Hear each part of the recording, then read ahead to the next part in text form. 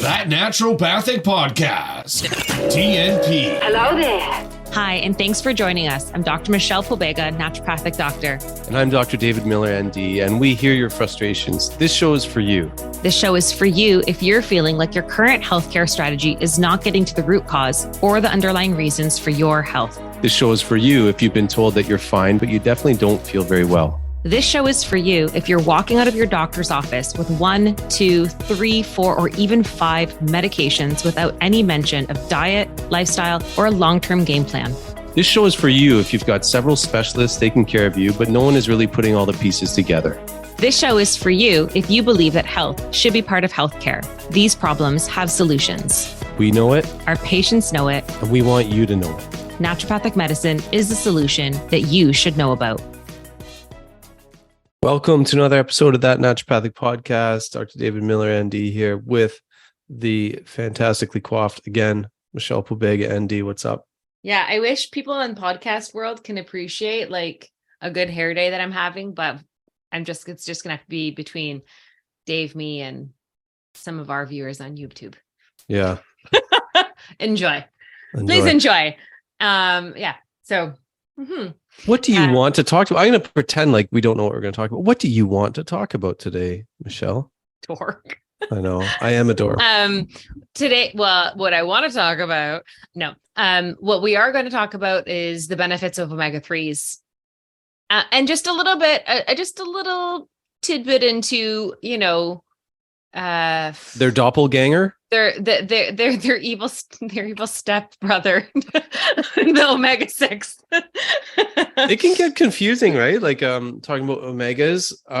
If you're a real chemist, you can look at all the structures, and we could talk about that, but it's not for us. That's not the nature of this podcast, to talk about the structures of omegas and all that stuff. But they often get lumped together, and I guess that's one thing that we're trying to sort of say. We've got to be careful lumping all the omegas together, right? Yeah, they are not all created equal. Yeah. So I think favorites. I totally play favorites. I'm not even going to pretend. I love omega-9. I love from my olive oil. So I get ample amounts of that because it's mainly what I use in the kitchen with coconut oil and avocado oils and ghee. Grass-fed organic ghee are my staples. And when I moved into my boyfriend's family home, being Filipino, they fried a lot and they don't really think about those things. His mom never thought about that kind of stuff. And she had one of those big, like 2-liter or 4-liter jugs of vegetable oil or canola oil under in the pantry. And it was like walking in, it was almost like I had to do the sign of the cross and hiss. I was like, get away from me, demon. And we had to work to remove that and teach her about how oils impact our health. And the types of oils we choose are going to have either a positive or a negative consequence on how our body's able to show up for us. So we have since eliminated that from the premises, and she is now quite thankful for those shifts. Yeah, it's oh man, everyone loves deep fried stuff, right? Yeah, me too. But I use, like I really do. So now when she makes lumpia, which are like Filipino egg rolls, she does it in coconut oil. I mean, it's still fried food. Cool. So like, let's be real, but like, and it's delicious AF. But thankfully she only makes it around Christmas and it's not around the house all year round. You can just like eat them like candy. They're small and it's just like 2 bites and God, they're good. So yeah, all fats are not created equal. No. All omegas are not created equal. And then you can even subdivide omega-3s, which we're going to spend a lot of our time today on. Correct. They're even sort of different as well. So we sort of, we wanted you to talk a little bit about the darker side, the omega-6s, the canola oil and all that. And sort of, do you want to give us a bit, give us a bit of a breakdown of what you found with regards, I know you've given us the story of deep fried. What are those Filipino things? Lumpia. I want some. We should. But I don't want too many. It's hard not to eat too many. Like I'm telling you, they're like small. They're like, anyways, I could talk about lumpia all day. but canola oil has Yeah. a sort of funny history that you sort of looked into a little bit, being a high in omega-6 fatty acid. What do you know about canola now? Okay. Well, first of all, I mean, it's part of the vegetable oils in general tend to be higher in omega-6s. So when we're looking at these Yeah. types of more vegetable-based oils, we were all told years ago that they were heart healthy and heart protective. And it's not entirely false. Like omega-6s can have some benefits for cholesterol and heart health, etc. But it's just the vast amount that and the balance of that compared to things that would reduce inflammation that are going to cause a problem. Because omega-6 does trigger an inflammatory response or supports our natural inflammation in our body. And we need inflammation. You know, Dave and I have talked about this in the past. But when we don't have enough things to offset the effects of the inflammatory reaction that these will begin to perpetuate, that's when these things become a problem. And they are high, like seed oils and vegetable oils, like canola, vegetable oil, soybean oil, corn oil. They are extremely high in omega-6 polyunsaturated fatty acids, or PUFAs. And a diet that is high in these can cause more systemic inflammation, inflammation is a really underlying force amongst a lot of modern chronic degenerative diseases that we see in North America, as well as even more and more globally. So things like your heart disease, your diabetes, etc. So I was looking into a little bit more of the canola oil, and I have come across some information about how it's made. And, you know, there's like some articles about the inconvenient truth that talk about how there's so much genetic engineering behind it, and that they've genetically engineered the bacteria to be more resistant to toxic herbicide, glyphosate. So then you have to think about maybe the chemical residues like pesticides, herbicides, and if it's genetically modified. Some people are arguing that you need to use hexane to kind of, with part of the extraction process, the purification process. And hexane is like this toxic chemical. So are there residues in there? And then there's also heat used as part of the canola oil. And does that change some of the omega-3s to trans fats? And I've heard a lot of stuff about this from the wellness world, especially in the last several years. You see a lot of this.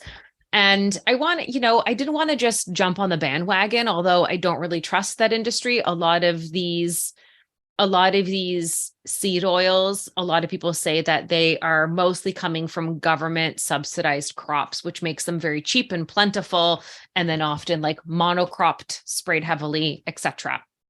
So you have to think kind of along those lines about the origin of things. Now, I did come across, which kind of makes me laugh, this article that said, fact check, canola oil has several health benefits and isn't toxic, an expert says. And this was published in March of 2022.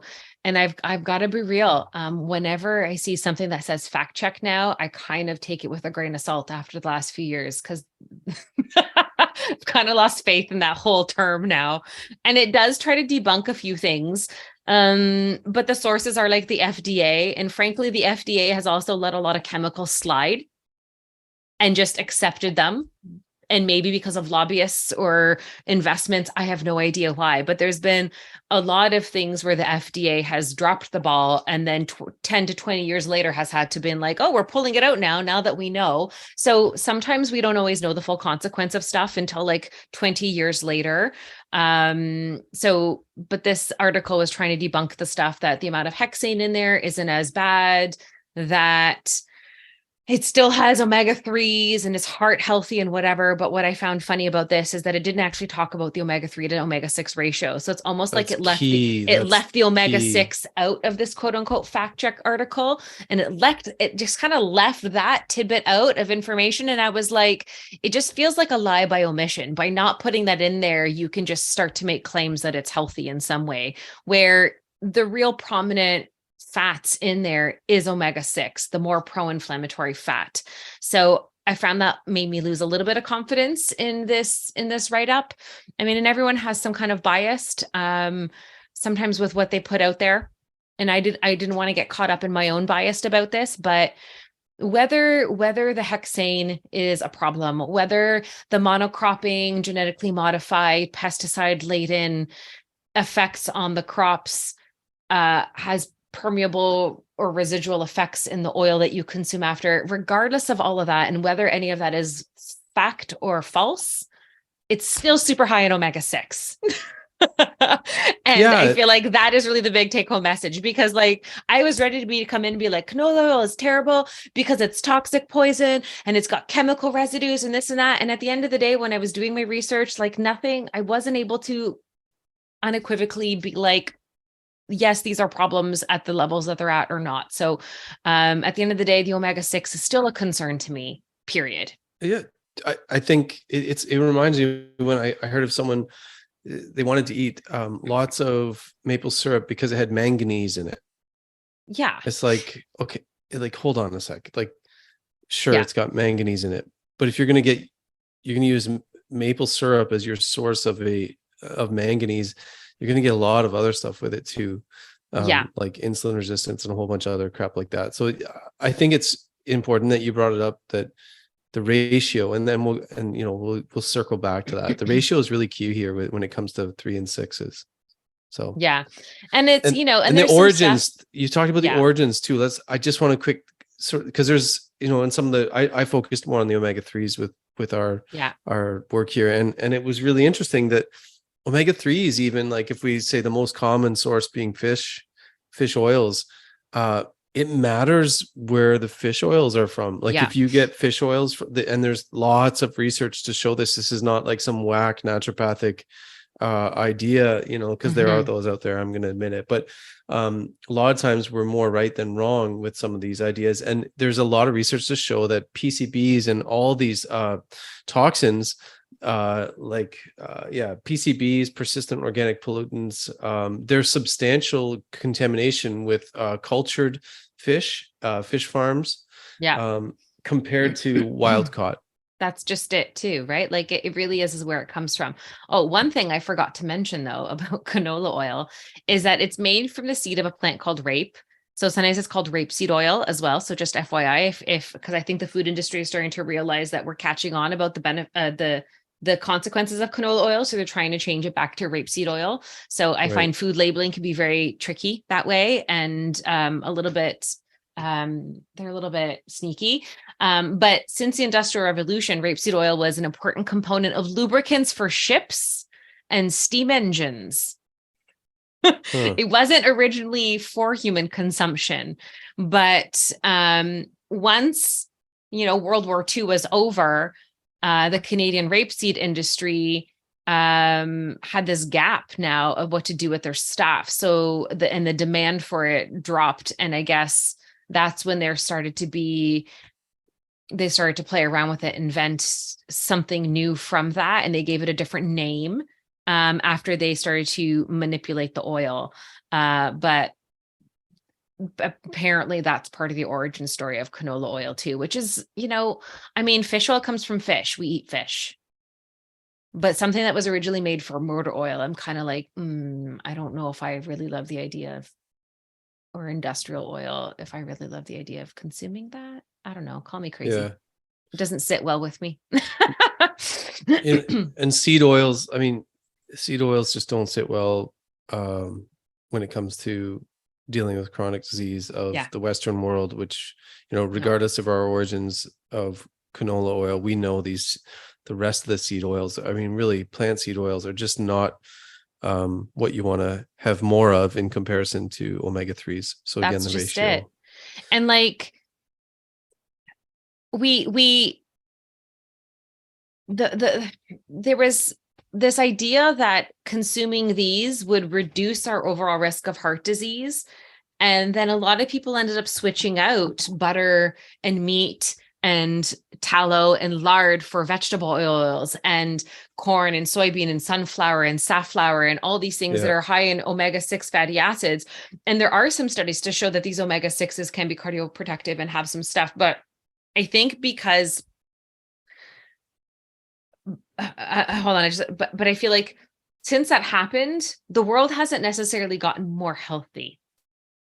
And I'm not saying this alone is the cause, but it's a contributing factor, considering that these drive You mean the more of Western the world? You mean right in the Western world. Western-centric world? Yeah. Our metabolic health continues to decline, obesity continues to increase, cardiovascular issues did not get any better, diabetes did not get better, in spite of those particular claims about vegetable oil being heart healthy and margarine coming in and Yeah. all the swaps everybody made.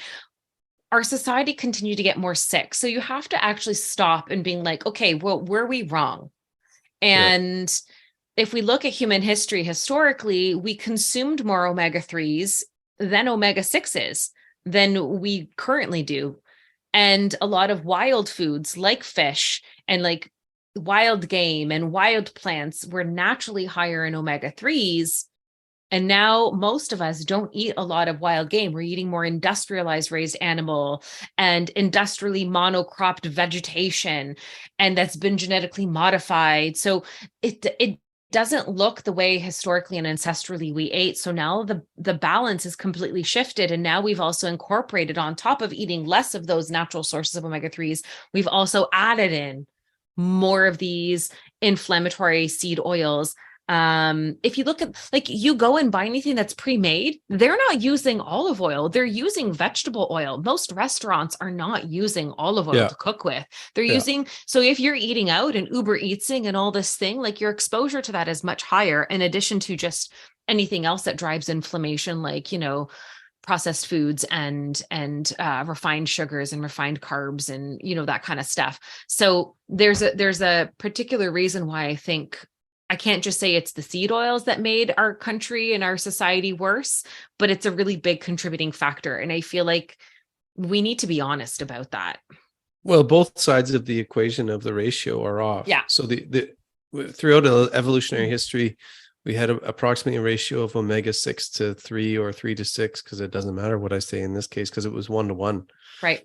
And now we've changed from that sort of 1 to 1 by lessening the omega-3s and increasing the seed oils, heavy omega-6, to the point that we are approximately 15 times in terms of omega-6 to omega-3. So 15 to 20 to 1 is some of the research I saw, that's crazy. And then when we talk difference. And so like 15-fold, that's massive. I would imagine there'd be effects at 3 or 4-fold, but exactly.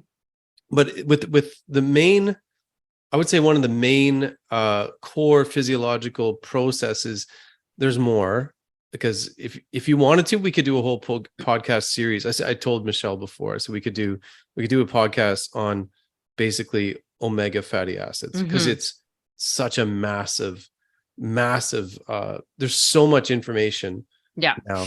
But what you'd find at the core of your first level of understanding of what the benefits are of omega-3 fatty acids in particular, you'd find that inflammation and modulation of inflammation and helping the resolution of inflammation is possibly one of the most important attributes that the omega-3 fatty acids, EPA and DHA, has. Yeah. And then, what do you see, Michelle, most days in clinic? Probably I don't know if you're like seeing very similar, I'd imagine, to me, but I'm seeing a lot of inflamed people, and inflammation as a core piece of the chronic disease picture of at least, I don't know, 2/3 at minimum of the people I see. So we've got a way here to modulate inflammation. I would agree. Regardless of like if your ESR or your CRP are wildly elevated, like I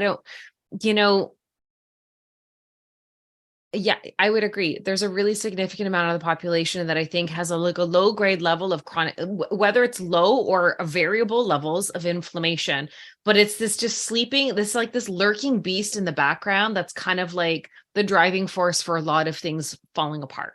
Absolutely. 100%. Yeah. And the biggest areas of research that you'll see for benefit of omega-3, well, maybe we should say this, just sort of give it away. The benefit of higher omega-3 to omega-6 ratio.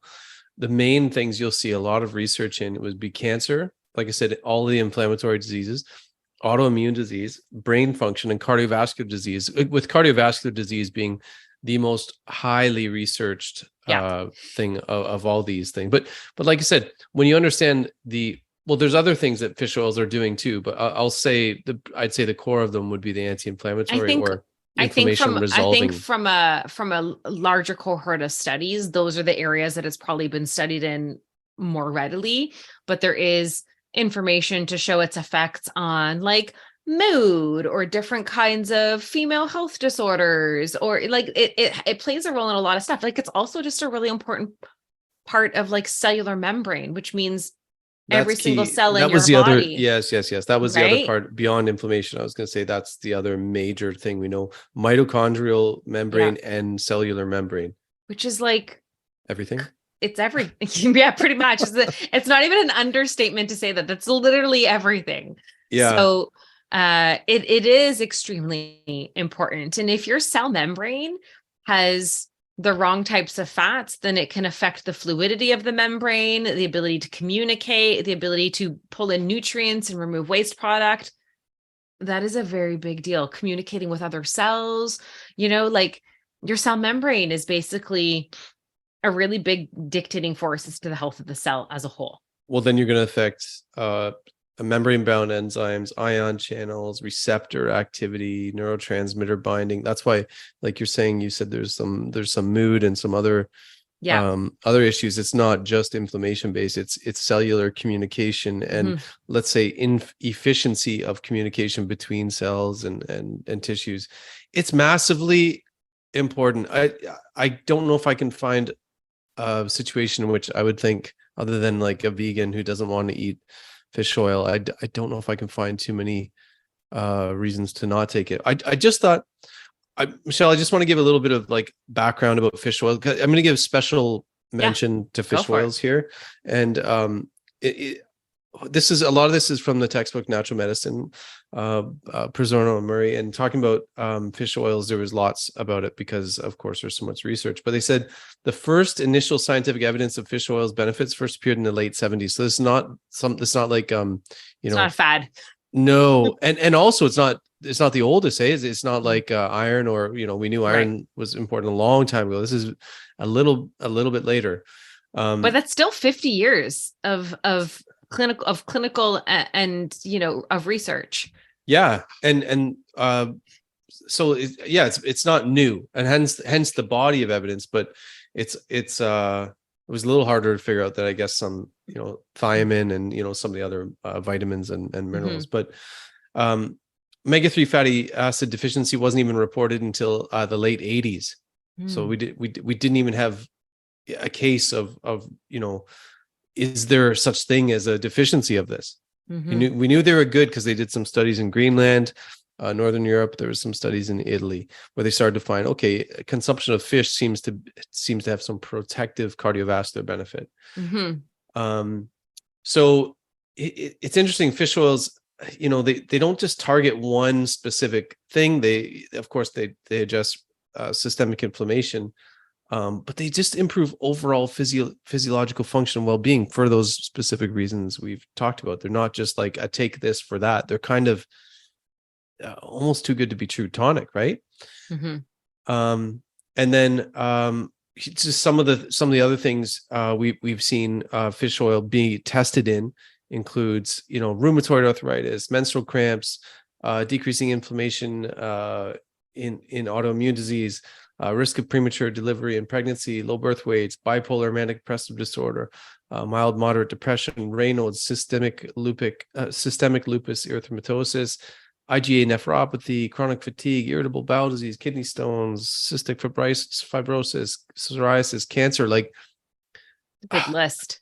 It is a big list, and it's those are a lot of those. You look at those, you might go, some of those are hard to treat, but as a tool in your kit, fish oils or omega-3, maybe from algae source now, because like you can get it from algae source now. Yeah. What a tool to have in our bag of tools. Yeah. No, it's pretty incredible.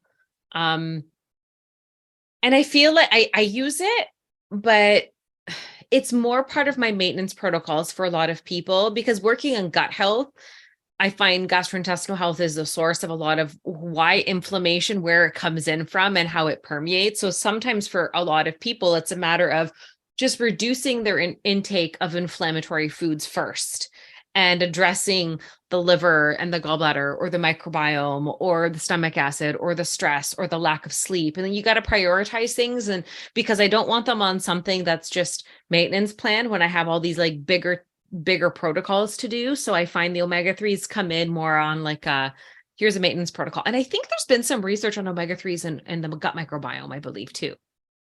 I feel like I think I've been to a couple webinars where they've actually highlighted that, but I can't remember the details.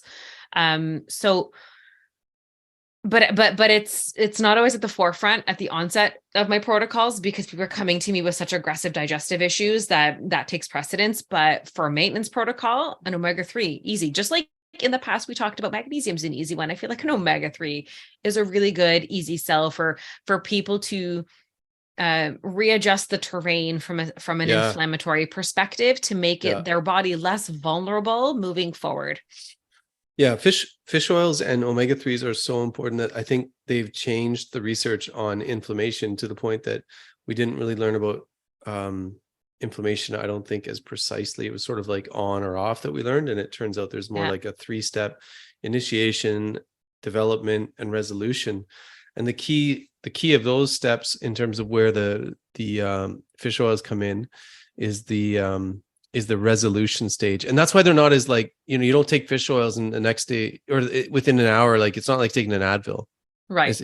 And so they're less, they don't have an immediate effect. Yeah, exactly. It's not like, oh, wow, I woke up the next day, I felt amazing. No, you kind of have to take them for a while. I don't know what that voice was, but we need it back. It's like you're from New Jersey or something.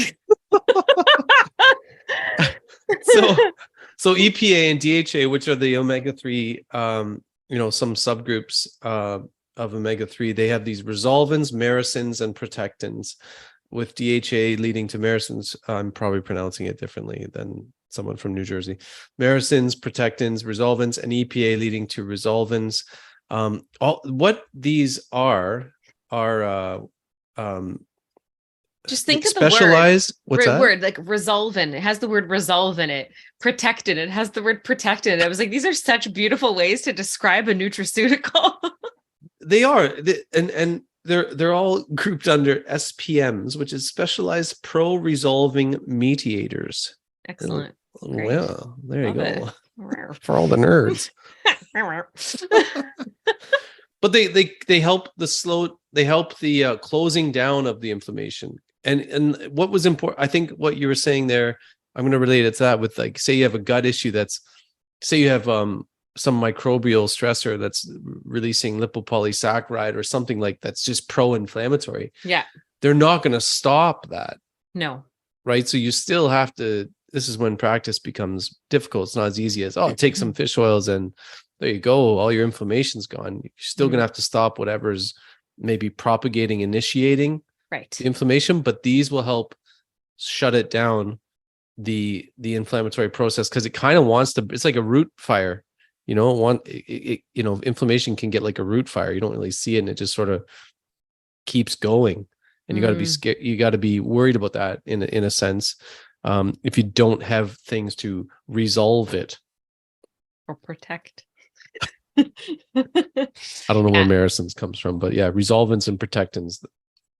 Whoever named those. Great Thank words. You. Good job. Wordsmith. Wordsmith 101. Really make it comprehensive.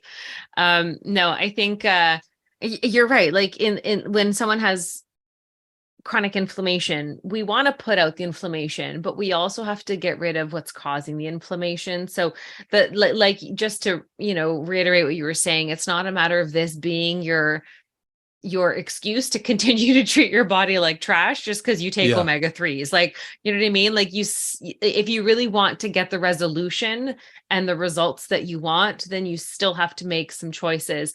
But then this will help also just offset the day-to-day inflammation that we are constantly triggered by.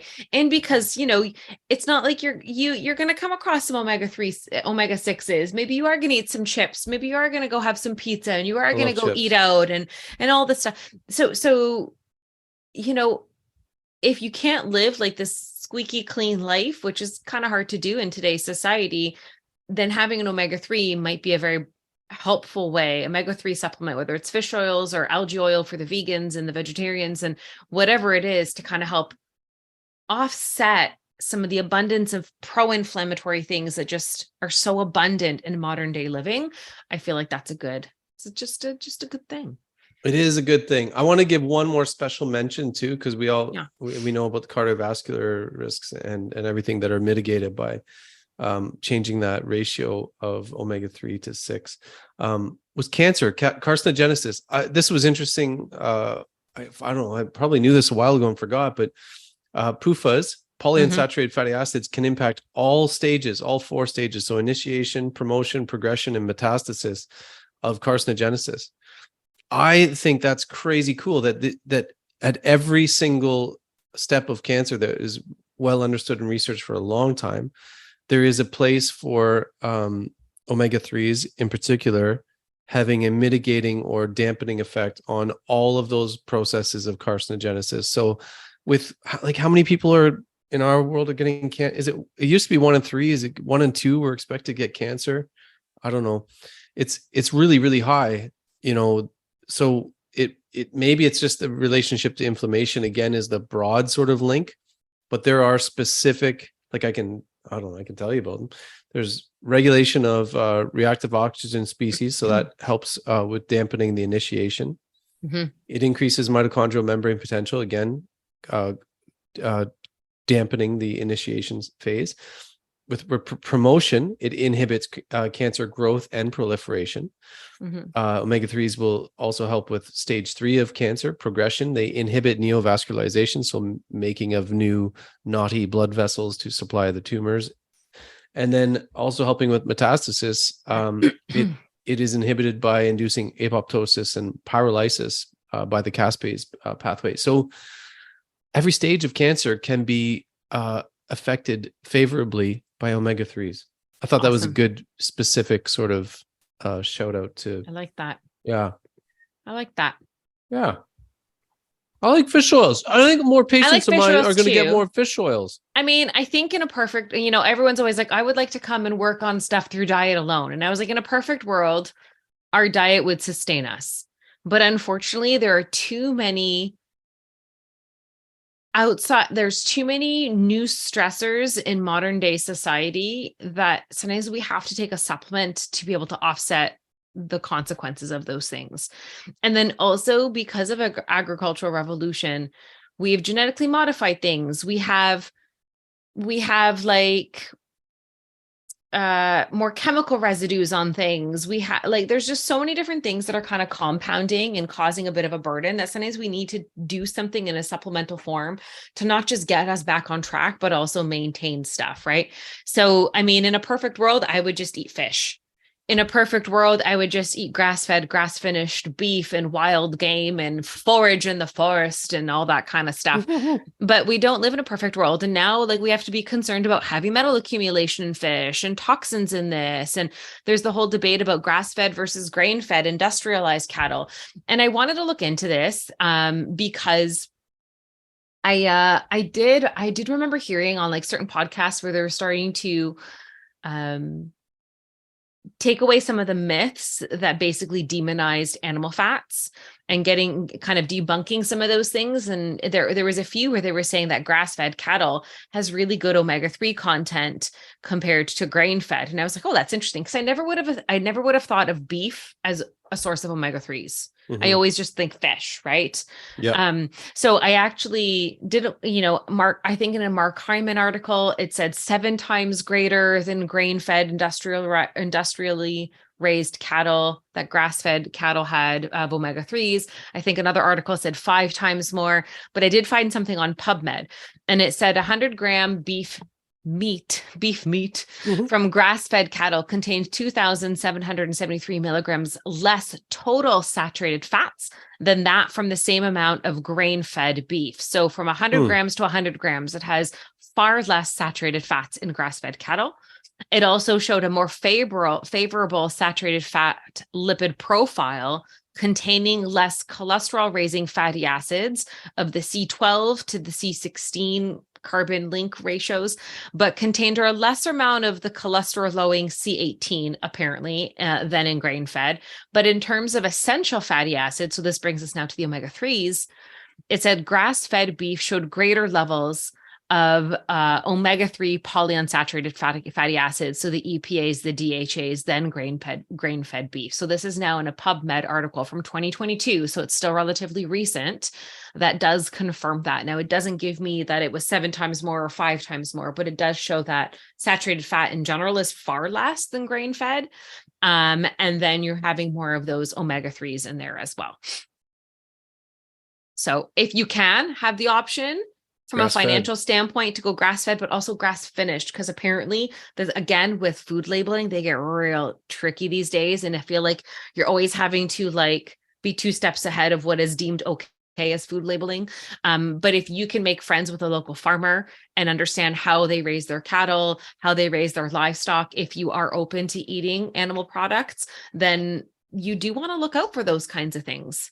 Or like wild caught fish versus farmed, all that kind of stuff. So in a perfect world, we would be able to do this, but unfortunately, financially, accessibility, it doesn't always make it easy. So supplementation can be helpful. And speaking of supplementation, it looks like although there's like not a 100% consensus on everything in terms of recommendations, it looks like about 1 gram of EPA DHA combined is sort of what maybe a good basic sort of adjunct to whatever else you're doing, meaning you don't have any specific condition for which you're trying to take lots and lots or higher doses.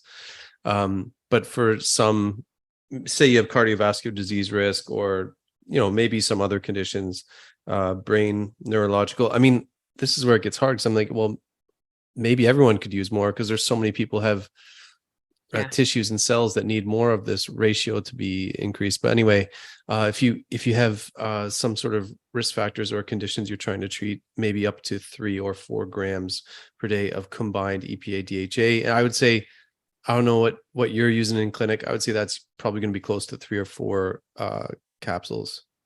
Yeah, I mean, it depends on the concentration of the capsule. For me, I'm looking at that, but I'm also looking at the ratios of EPA to DHA within the omega-3, depending on what I'm trying to target. But typically, I'm looking for something that has a higher balance of the EPA to DHA. So like a 2-to-1 ratio-ish, right? And that's kind of more of what I'm looking for, is trying to hit like at least a minimum of 700 EPA, 400 to 500 DHA daily, I find is usually decent maintenance. And then for different conditions, I might double or triple that based on case by case scenario. So I feel like that's kind of the hit.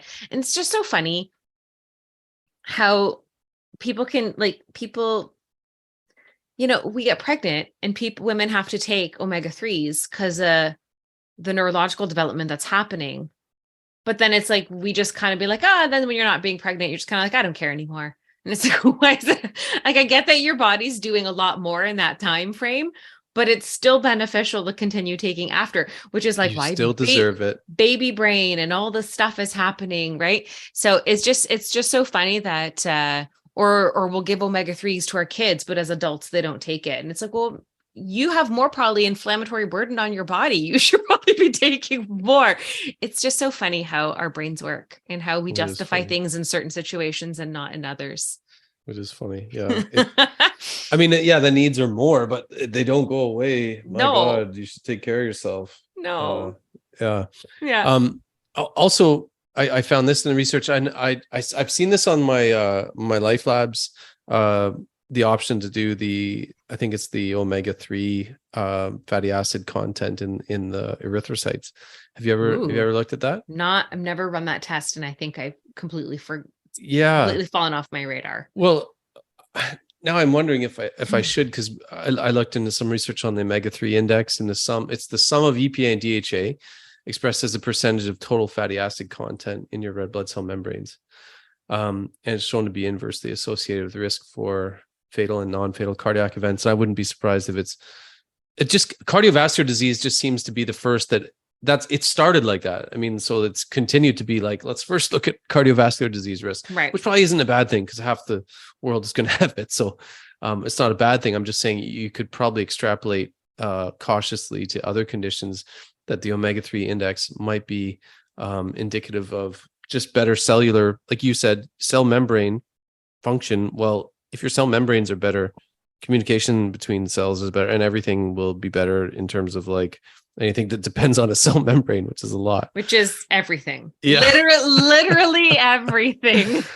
So yeah, omega-3 index, the sum of EPA as a percentage of total fatty acid. That's something that I might start looking at. My labs are getting expensive now. Now I'm looking at all the cool stuff you can do with labs, but yeah, there's some. The more we do this podcast, the more you just keep tacking on labs, because we start to talk about things that we're like, oh, we forgot about this. This is really important. I should start. And I just feel like our poor client base is just going to be like, God, they need to stop recording that podcast, because every time they record a new podcast, they had a lab. It's true. But it's, we're not flippantly doing it either. No, we have good intentions, obviously. What did I do? I just started doing a little bit more homocysteine, and it's like $65 or something. Yeah, that one's a little bit, that's got a little bit more of a price tag. But I had suspicions for a patient last week, and I did RBC. No, I did serum folate, and I don't always do serum folate because, again, I've seen so many people with normal numbers that they need, but both were problematic for him, homocysteine and serum folate. And so it's actually turned into, a very important part of our treatment regimen now, because they tested it. Right. But you were also suspicious. So it's not like you were just flippant but be like, everybody gets a homocysteine test and everyone's for $60. Like, you're using critical thinking when it comes to your lab choices. Like, I am. I mean, but I might start adding omega-3 fatty acid. I mean, you know what though? Like, maybe that's something that I do once I feel like I've gotten to the point where their digestive health is much better and they're probably able to absorb their omega-3s more effectively.